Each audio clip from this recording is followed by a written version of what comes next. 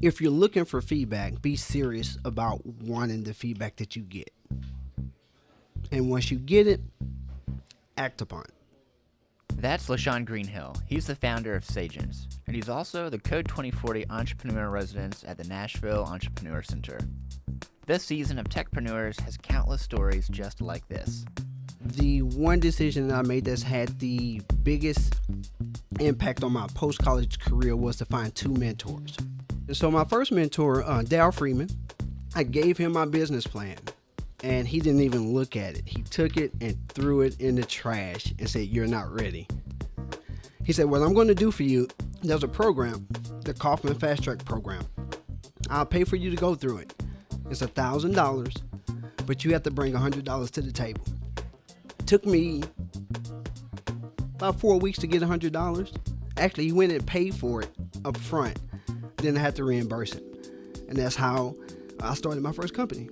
You're listening to Techpreneurs, a podcast about the stories of tech entrepreneurs. My name is Clark Buckner. This episode features LeShane Greenhill, including his story and how he's working to diversify tech in his community with the following four partners: community, educational, tech, and corporate partners. There needs to be a combination of those four areas at the table to do several things. One, create job shadowing and internship opportunities for minorities in technology. Two, to increase investments in minority-owned tech companies.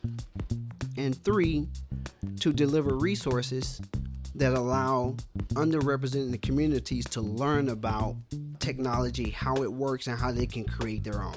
We're happy to bring you these stories in this entire first season with the support of the Nashville Entrepreneur Center, one of the Google for Entrepreneur tech hubs. You're about to hear LeShane's full plan, but in the meantime, I want to let you know how excited I am to have you right here alongside me. I hope you subscribe to this podcast. Just go to techpreneurs.co or simply search Techpreneurs anywhere you download podcasts. We started out as a marketplace to help small businesses identify RFP opportunities before those opportunities were awarded. Small businesses do not have the time, money, or expertise to identify certain sales opportunities, and specifically towards RFPs. And so I looked for an app or a platform to reduce that friction. Couldn't find one, decided to start one. So we developed one, tried to put it in the marketplace, and couldn't give it away for free. So what we learned was a lot of corporations, while they are interested in finding new suppliers, they do not have a good understanding or grip on their current supply chain and all of the suppliers that they currently do business with. So they asked us if we could provide them with something to help them clean up their current data. So we did that. I guess that was around 2014, mid 2014. So now what we provide is a software platform that allows corporations to organize, track, and report all of their spend with women and minority companies. This is important because they have contracts that either require or encourage them to spend with those organizations. Right. So before we really dig into what it's turned into, how did you, I know you mentioned one of the ways you changed and pivoted a little bit, but tell me a little more about your journey with this, with a startup that has pivoted and changed. How did you make those decisions to change when you did? Oh, that was easy. We made those decisions based on feedback from the corporations. So we had one product that we thought they would like, which was the marketplace to identify small business suppliers. And their feedback to us was, we love that product, but we don't need it. We need you to help us understand who we currently do business with before we add new suppliers to our supply chain. So we started Sagents in right at the beginning of 2014. It took us about 15 months to realize we didn't have the right product. Once we realized that, based on feedback, we decided to listen to potential clients. But the great thing, I would say, is while we were listening to potential clients, what they were asking for, we already had, but it was not the first product for us to sell. So the pivot didn't take a lot. But once we realized what they were looking for, we took what we already had and built it out to their specifications, went back to them and said, will you buy it? Bridgestone gave us our first contract. How did you, as an entrepreneur, and you have your idea, you have what you think your potential customers might like, how do you get the meetings to talk to decision makers, big decision makers, especially someone like you? You're selling to really large corporations. I would say I'm an anomaly. I'm a native Nashvilleian, and I've been able to build up a great network within Nashville. The reason why I say I'm an anomaly, those two reasons, but also because I, very early on when I moved back to Nashville in the year 2000, the one decision that I made that's had the biggest impact on my post-college career was to find two mentors, or mentors in general, but two specifically. And it just so happens that those two mentors were very well connected to the corporate community. So when I started Sagents, I just utilized my network. Wiring this backwards a little bit, how did you get access? How did you first decide on the mentors, or how did you come into their path? Or vice versa, I don't know. No, that's a great question. So my first mentor, Daryl Freeman, what happened was I had applied for a job at his company while I was in college. Didn't get it. And so when I moved back to Nashville, I wrote Daryl a letter saying, hey, I'm looking for a mentor. I'm looking to start a business. Would you be my mentor? A week later, he had me in his office. And you did a motion of handwriting. So did you handwrite him? I literally wrote him a letter and mailed it to him. Okay. Never met him. Right. Okay. He didn't know me. I still have a copy of it. And I wrote it to him. And he had me in his office. And that's how I met him. And then from there, he started making introductions for me. But I do recall the first meeting I had with him, I gave him my business plan. And he didn't even look at it. He took it and threw it in the trash and said, you're not ready. But what he did for me, he said, there is a program that the Nashville Chamber offers called the Kauffman Fast Track Program. What year is this, by the way? This was 2002. Okay, thanks. So I take that back. He flipped maybe through the first two or three pages. And then I guess he realized then I wasn't ready. He was like, you're not ready. And so he said, what I'm going to do for you, there's a program, the Kauffman Fast Track Program. I'll pay for you to go through it. It's $1,000, but you have to bring $100 to the table. Took me about 4 weeks to get $100. Actually, he went and paid for it up front. Then I had to reimburse it. And that's how I started my first company. Wow. And your relationship after that, how did that progress? So I still speak with Daryl. So that was my first company, and I would say now I have Sagents. One of the first people that I went to speak with before I even started developing Sagents was Daryl. And that was in 2014, 12 years later. So I still have a relationship with him. We still talk. He still gives me advice.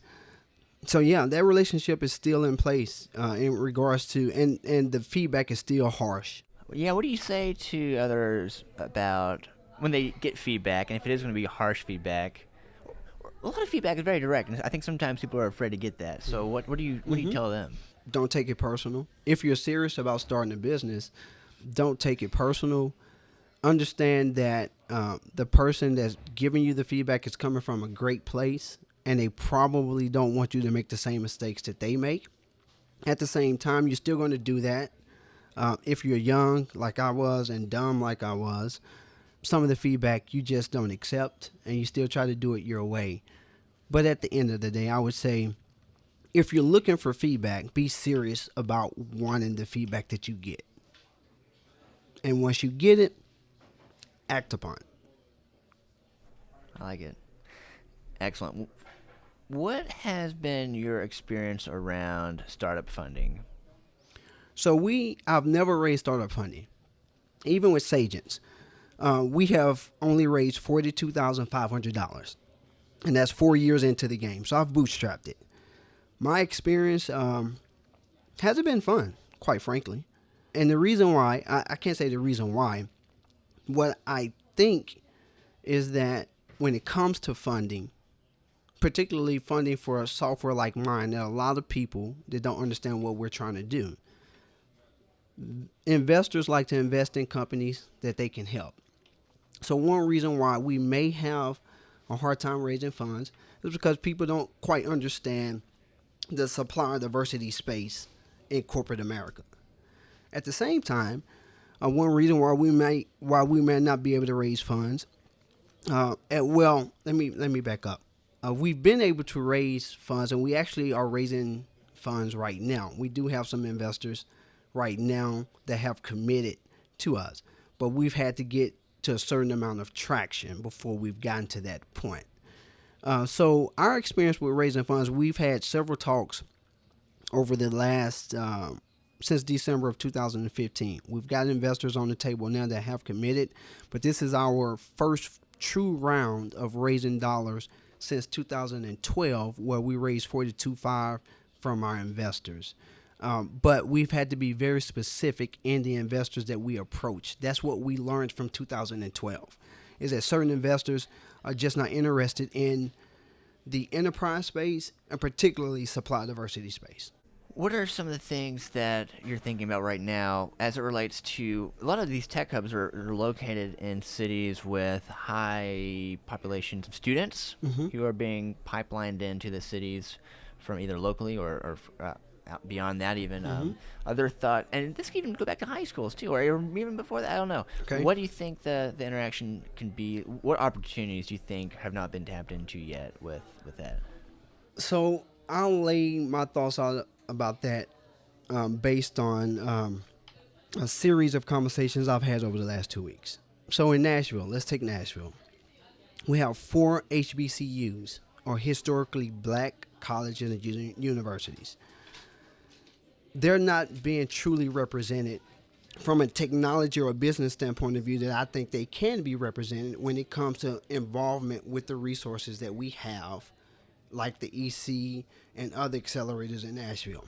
The second area where I think there can be a major impact is the public school system. I am a proud product of the Nashville public school system. And one of the discussions I've had over the last 2 weeks is with the director of our STEM academies within Nashville.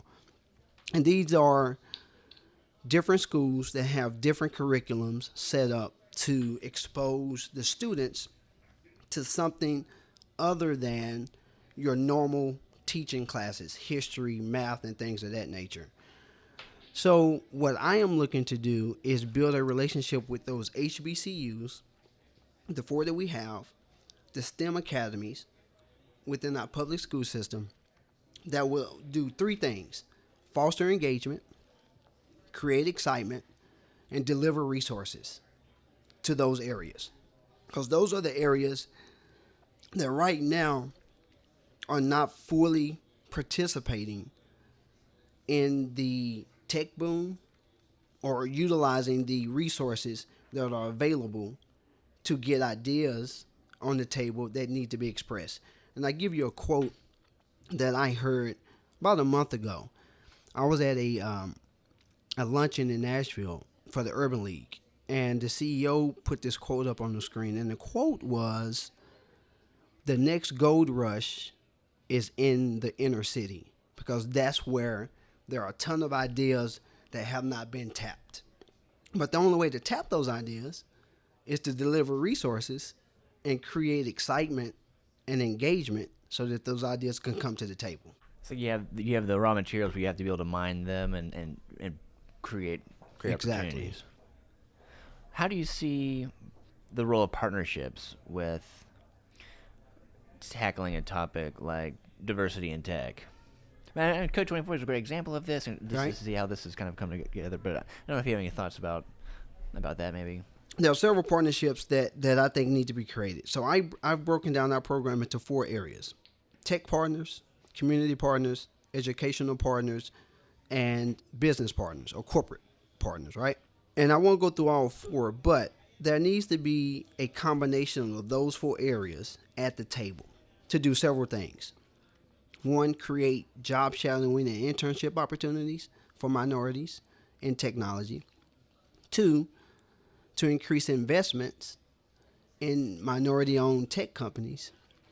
And 3, to deliver resources that allow underrepresented communities to learn about technology, how it works, and how they can create their own.